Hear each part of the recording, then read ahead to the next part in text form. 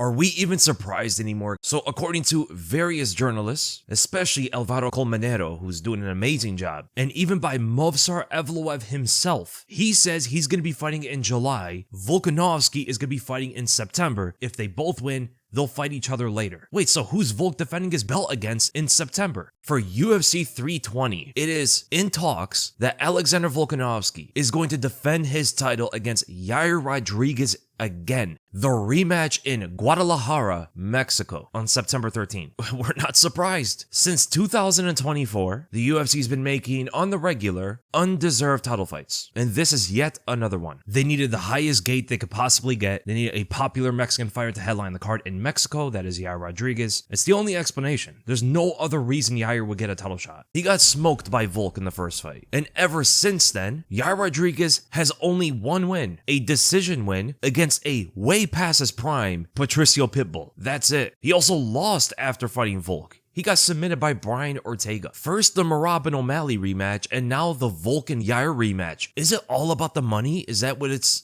all these fights are about now? It seems like it's not based on who's the best anymore. There's a few title fights which are exciting, are deserved, but it seems like the majority of them since 2024 have been undeserved title fights. And yes, the UFC does make fights to make the most money possible, but not for every title fight. Only for the fights that actually make them the most money, they'll do that. But they didn't often used to get in the way of undervaluing their championship belts by having undeserved contenders fight for the title. It's become very frequent. Now, give or take a few, these are the title fights that seemingly have been undeserved since UFC 299 in 2024, which was in March. Sean O'Malley versus Chito, which is understandable why it happened. Aljo and Merab didn't want to get in each other's way to get a title shot, so they went to Chito. Understandable, but still undeserved title shot. Alexander Pantoja versus Steve Erceg against the number 11 ranked fighter. Islam Makhachev versus Dustin, who only had one win against BSD since his last title shot before that. Dricus versus Adesanya. Adesanya didn't win a single time since he lost his belt, and he got an immediate title shot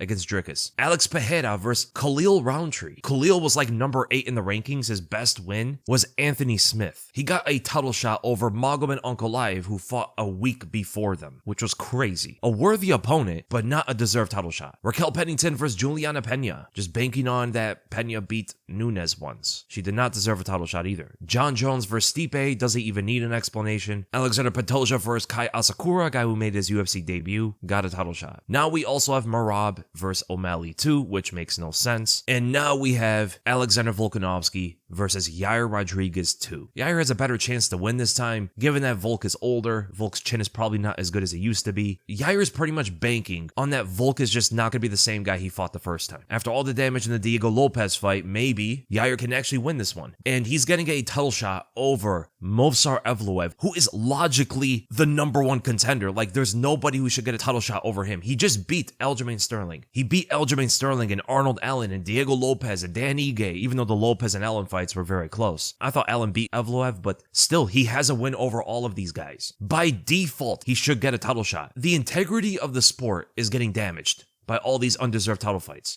Give the number 1 contender their title shots. That's it. It's that easy, but it doesn't sell as much. And you know what's so annoying about the whole thing? They're not giving us the Lopez and Rodriguez fight. Diego Lopez and Yair Rodriguez was given to them on a silver platter. Put this fight together, maybe even on the same card as the co-main event. Volk versus Evloev, Lopez versus Rodriguez on the same card would have been amazing. And the Mexican audience would love that one regardless. They don't need to see Rodriguez in the main event against Volk. Put him as the co-main event and it will sell just as much. In fact, that potentially could be even bigger for that audience. That fight is so easy to sell. If they just did that, they keep the integrity of the sport while also giving the fight the fans want to see. The fans want to see Volk versus Evloev. The fans also want to see Lopez versus Rodriguez. Nobody asked for Volk versus Rodriguez, bro. Like, we've seen the fight already. And he got TKO'd in the 3rd round. He was doing well in the 3rd round before he got TKO'd, but he lost the first 2 rounds and then got TKO'd. Crazy, dude. I'm so tired that they're not giving the number 1 contenders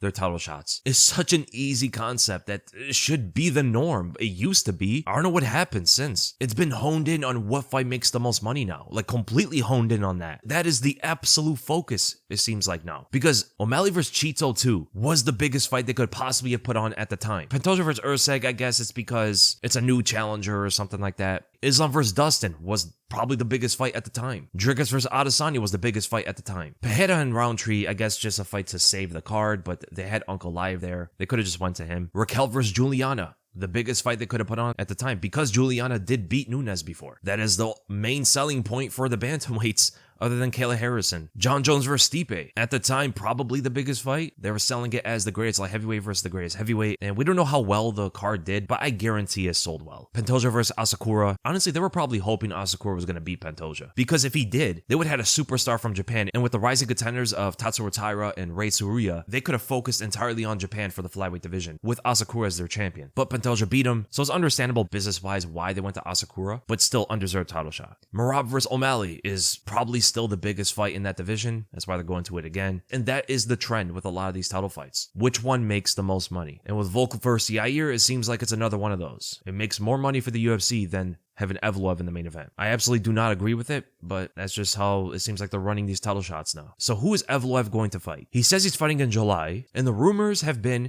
that he's going to be fighting Aaron Pico. What are these fights, dude? This fight should not be happening. Why is the #1 contender fighting someone who's making his UFC debut? That doesn't make any sense. Who's not even a champion from Bellator. Aaron Pico never won the belt. Now, Aaron Pico's an awesome fighter. Very exciting to watch. Going to be extremely entertaining for that featherweight division. Whether he's going to be the best or not, he's going to put on a show every single time in the octagon. I mean, his knockouts are crazy. He leaves these guys lifeless when he connects. He's very talented, so he can go pretty far, but it is yet to be seen. And if his UFC debut is against Evloev, who is essentially the #1 contender of the featherweight division, that's a tough fight for your debut. I will say though, stylistically, because Evloev is not a big puncher, he's not a great finisher, he's an amazing wrestler, he fights at a good pace, and has that Dagestani style. Aaron Pico has the American style wrestling. There is a chance that Aaron Pico can win the fight. And honestly, the UFC is probably very happy if he does. Aaron Pico is a lot more sellable. He has potential to be a star of the featherweight division if he can stack up all these knockouts, beginning with Movsar Evloev, but then when he just get a title shot, if he colded Evloev with one shot, he will be fighting for the belt. Imagine if Aaron Pico knocks out Evloev and then knocks out the champion. Would he just become an instant star? So looking at it from the UFC's perspective on business,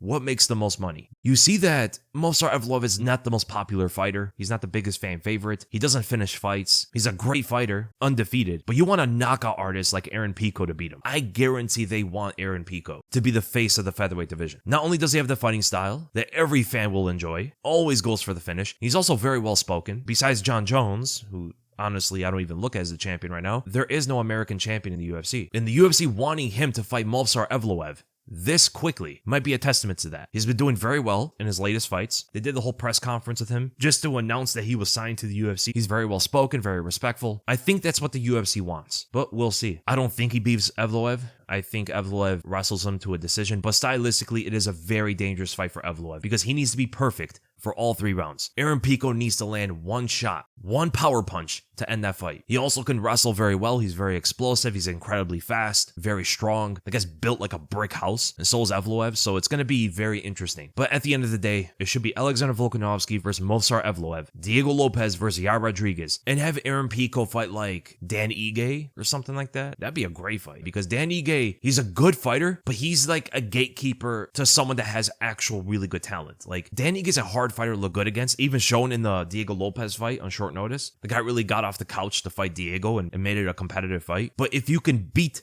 Dan Ige, you're a legitimate contender. And I think that's a very good test for Aaron Pico in his UFC debut.